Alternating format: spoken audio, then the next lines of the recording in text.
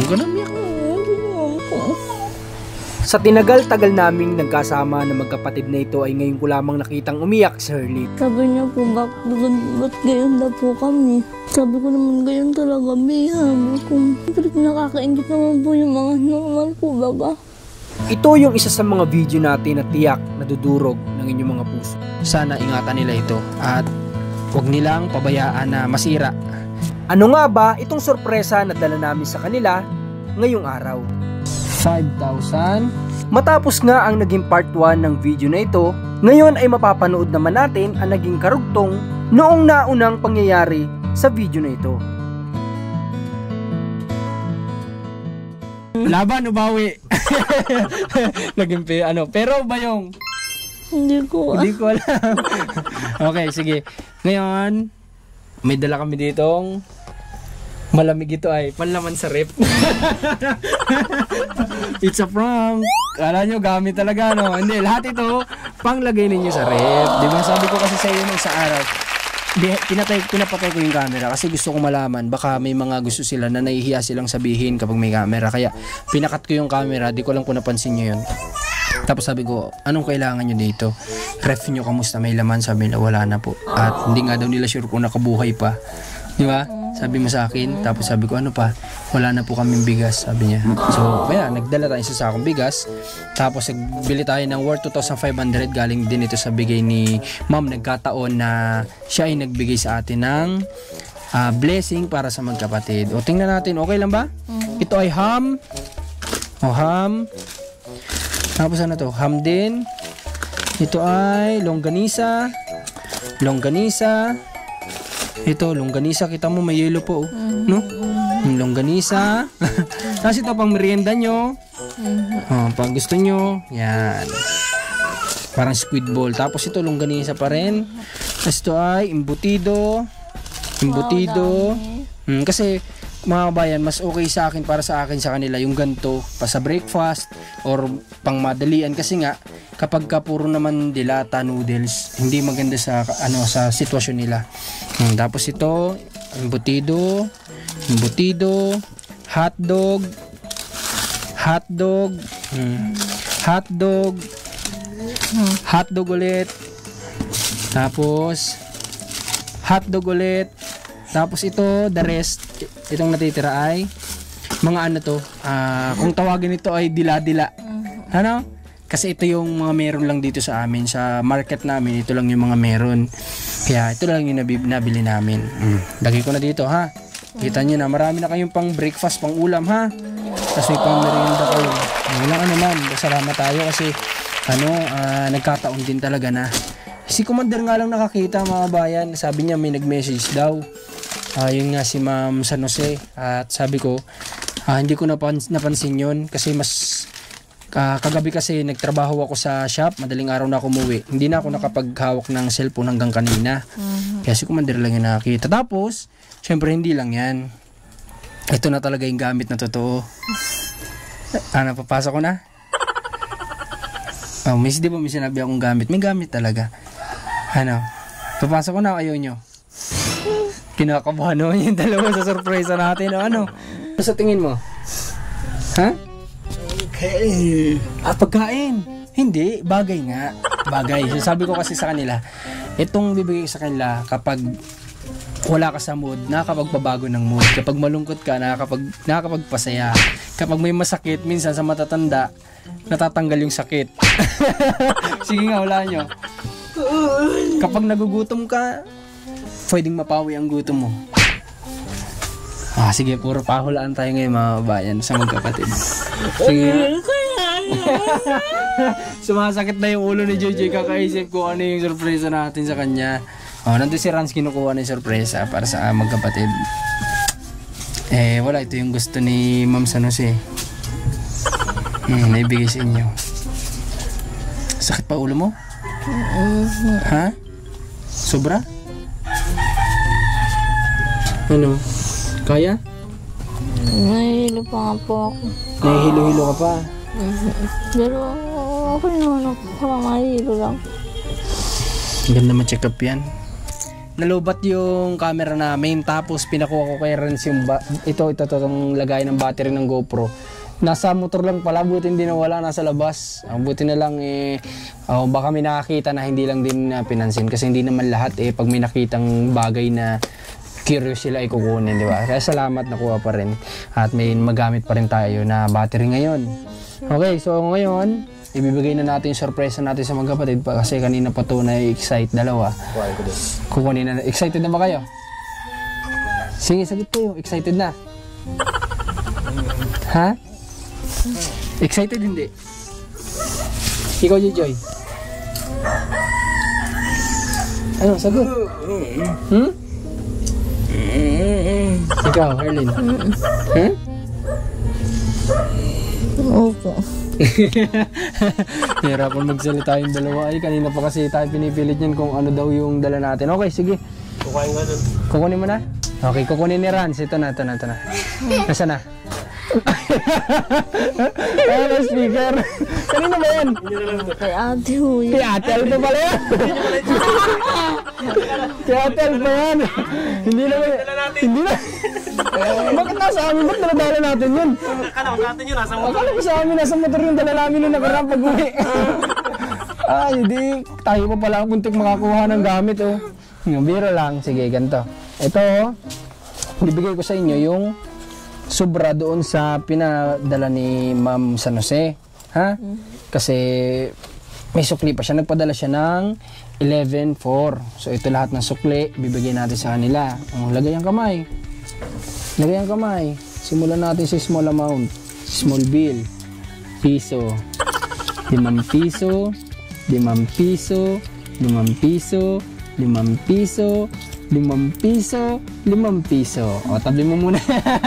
Tabi mo muna yan. Lapag mo dito. Dali, lapag mo. Ayan. So, may sukli pa ditong coins na 10, 20, 30, 31 pesos. O, ayan. 31 pesos. Lagay mo dyan. Tapos ang kamay mo.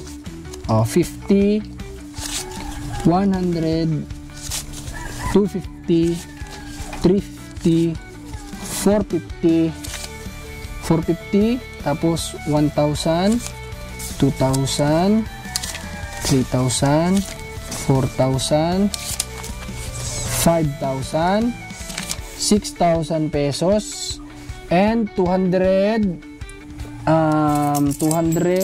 wait lang, 260, 70, 81 pesos. Yan, o, lagay ko, saan ko lalagay? Diyan na lang O, po. dito na lang. Okay, sige. Ayan. So, maraming salamat kay Ma'am San Jose sa binigyan niyo blessing sa magkapatid na ito. Anong gusto niyo sabihin kay Ma'am San Jose? Naku, salamat po ng marami. Thank you so much. Malaking tulong po ito. Ha?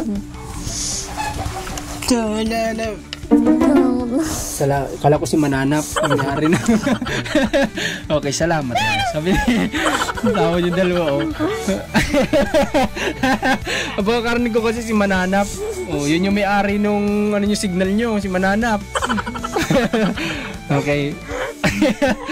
Maraming salamat po kay Ma'am at timing naman talaga na pupunta kami ngayon. Palis na tayo kanina doon, di ba? Palis na kami kanina nung magsabi si Commander. May nag-message sa'yo dyan kanina. Sabi ko, tinignan ko, tiyanek ko. Tapos sabi ko, oh, wow, saktong-sakto naman to. Napapunta tayo doon ay may blessing pala tayo pa na madadala sa kanila sa magkapatid. Kaya thank you so much Ma'am San Jose from California. At sana marami pa kayong tao na matulungan. Alam ko, pang second time niya to na nagbigay sa inyo dati. May naibigay ako sa inyo dating hindi ko alam kung cash ko itong ibinigay na buo o may ibinili din na something grocery sa inyo.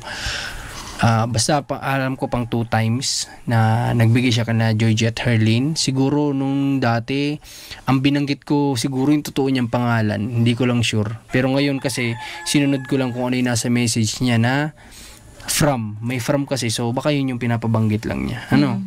Okay, maraming salamat po. Sana makatulong sa inyo JJ Herlin. Opo.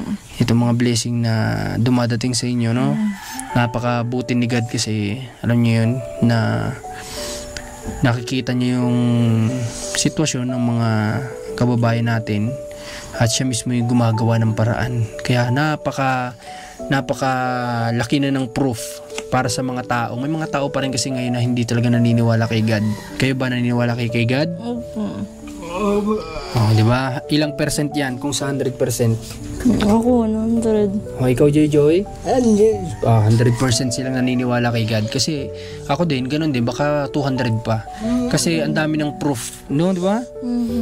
Kapag gantong may mga pagkakataon na ganito, bigla na lang dadating yung pagpapala ni God, di ba? Kagaya na lang kay Nadayan. O, paalis na pala yung mama niya dahil sa wala man lang sila kasing hanap buhay, kinakailangan ng iwan sila para magtrabaho sa Manila, bigla naman tayong pinadala ni God doon at may nagpaabot ng 20,000 pesos, di ba? So, hindi na kailangan umalis ng nanay niya at magsisimula na sila ng munting negosyo, di ba? Kaya ang galing talaga, sobrang proof na ang pinapakita ni God sa atin. Kaya nga po. Kaya dasal lang po. Saka po, mayayari din po yung pinagdadasal Dasal niyo mo, po. ano? Opo. At saka kung may prayer ka man na hindi mangyari, huwag kang magtampo kay God, di ba? Kasi baka hindi niya gusto para sa iyo yun. Baka may mas better siya na gusto para sa iyo. Kaya nga. Ano? Kaya hindi mo kailangan magtampo. Kasi napatunayan ko rin talaga yung pinagdadasal ko po. Nangyayari naman po. Di ba? Kahit sa inyo may patunay na si God, di ba? Kahit na ganito yung naging sitwasyon ninyo magkapatid, alam mo, may purpose pa rin kayo sa mundo na ito, di ba? Kasi baka yung iba, ganito yung sitwasyon nyo, magtanim na ng tampo kay God. Sabihin, bakit yung iba normal, bakit kami ganito? Ha? Dati? Nagkaroon ka ng tampo kay God? Bakit? Anong sabi mo naman sa isip mo? Ganda. Ah. Sabi niya po, ba't gayon na po kami? Sabi ko naman gayon talaga, May. Sabi ko, siyempre nakakaingit naman po yung mga normal po, baba.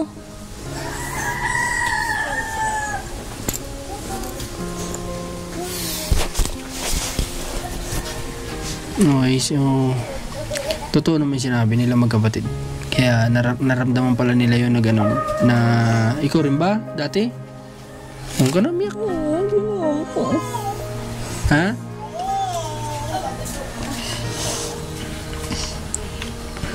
Okay, so si Joy yung gano'n na nakaisip noon. Tapos nasabi mo na sa kanya, gano'n talaga. Buti nga nandiyan ka, o tinan mo yan yung purpose mo sa kapatid mo. Diba? Na yung time na nag-iisip si Joy ng tampo na kay God, nandiyan ka para mag-remind sa kanya. Saka pinapaliwanagan din po kami ni nanay dati. Mabait nga si mama nyo, diba? Kasi alam nyo ba, kahit na ganito yung sitwasyon nyo, malalaman nyo rin yan someday kung ano yung, kung hindi nyo pa alam sa ngayon, someday malalaman nyo rin kung bakit kayo nabuhay, ano? Kung bakit kahit ganito yung sitwasyon nyo ay nabubuhay kayo. Kasi may purpose kayo ay, ano? Pero napakahirap po talaga. Unawaan naman namin kayo. Naintindihan namin yung sitwasyon nyo.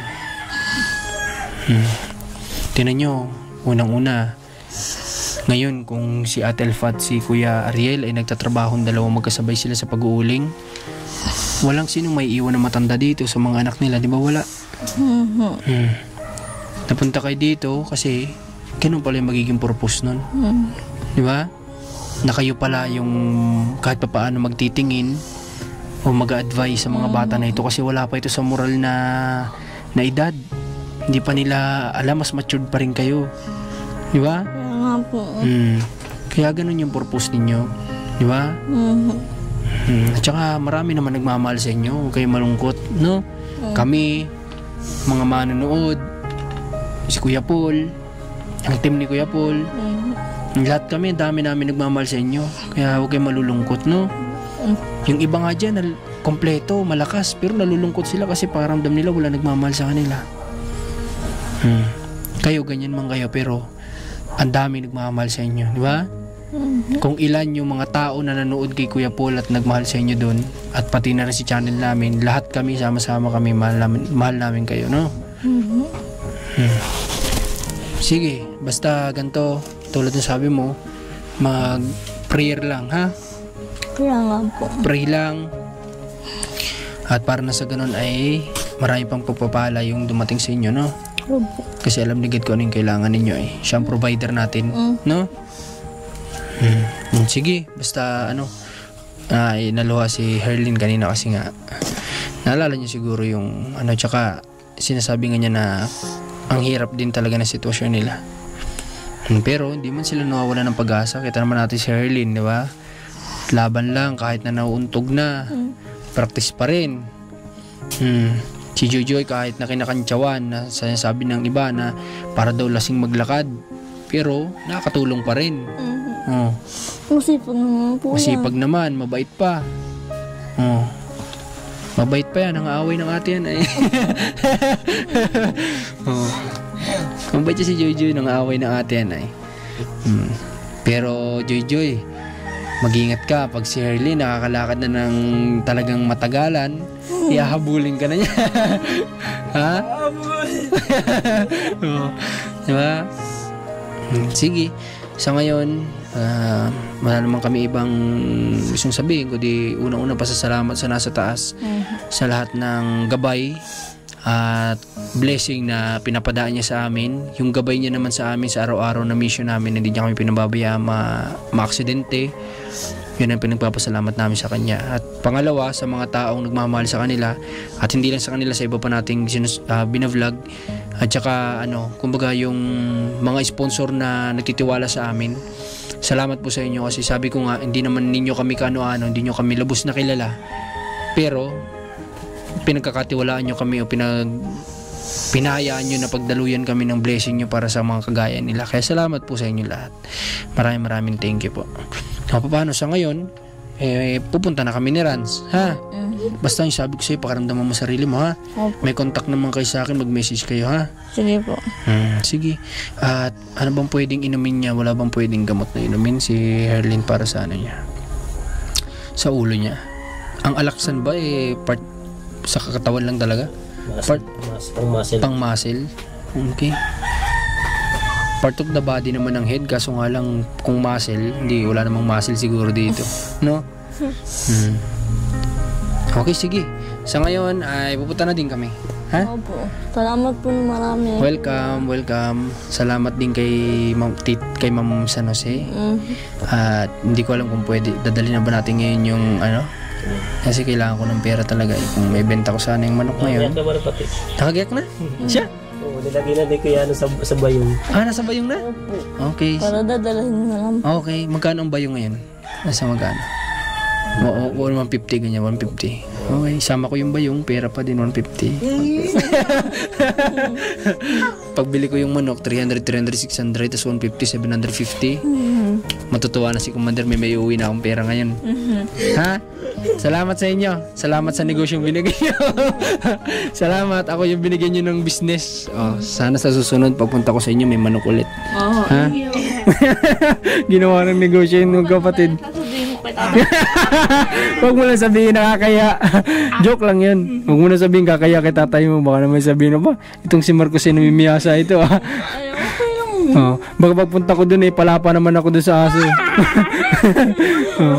Sige na, pupunta na kami, ha. At kami ay may lakad pa din ni Kuya Rans nyo. Sige. Okay, tayo na tayo mga kabayan. Salamat. Okay, welcome. At sana nga maraming pang blessing ang dadating sa inyo, no? Para sa ganon, mga bayan ay masuportahan yung pangailangan ng magkapatid dito. Kasi yun nga, hindi lang naman kasi sila din. Alam nyo naman na pati sina Ate Alpha nahirapan din naman sila sa kanilang hanap buhay. Wala namang regular din na trabaho. Kaya kailangan talaga nila ng suporta o tulong, mga kabayan. So, tulong-tulong tayong lahat. Pagtulong-tulungan natin na maisaayos itong buhay nila dito. Itong buong pamilya na ito. Hindi lang si Jojo at Herlin, itong buong pamilya. Okay, tara. Paano to? Ilalagay ko na ba sa ref nyo o ano? Papasok ko? Kayo po. Ha? Kaninong radyo yan? Sa akin? Okay. Ito, mag-duty pa kami ng tanod. Kaya kami may mga radyo. Kasama natin. Ilagay ko na lang dito. Tapos i-arrange na lang ni Ate Alpha. Ano? Dito sa lamesa. Ate Alpha, ikaw na ho ang bahala dito sa dala namin at yung manok nyo.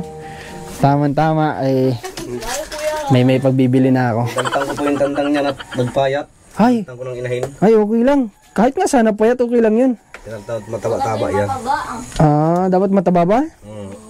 Okay. Dalawa yan, dalawa. Sige, salamat Kuya Ariel ha.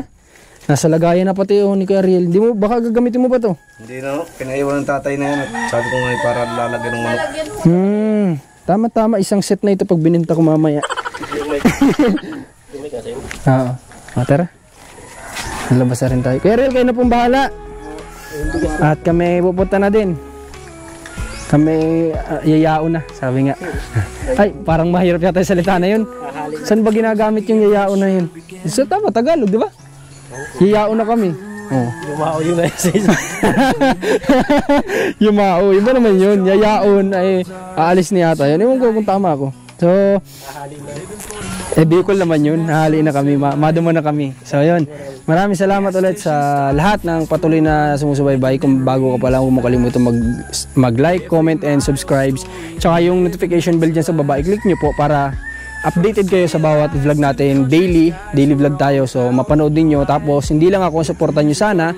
Pati yung mga kasama ko na hindi din tumitigil sa pagtulong. Okay, Commander ni Marcos, siyempre si Mrs. Tapos Rans TV, pinsan ko na cameraman natin na lagi natin kasama. Okay, salamat po. God bless. Road trip vibes, we're living high on life tonight.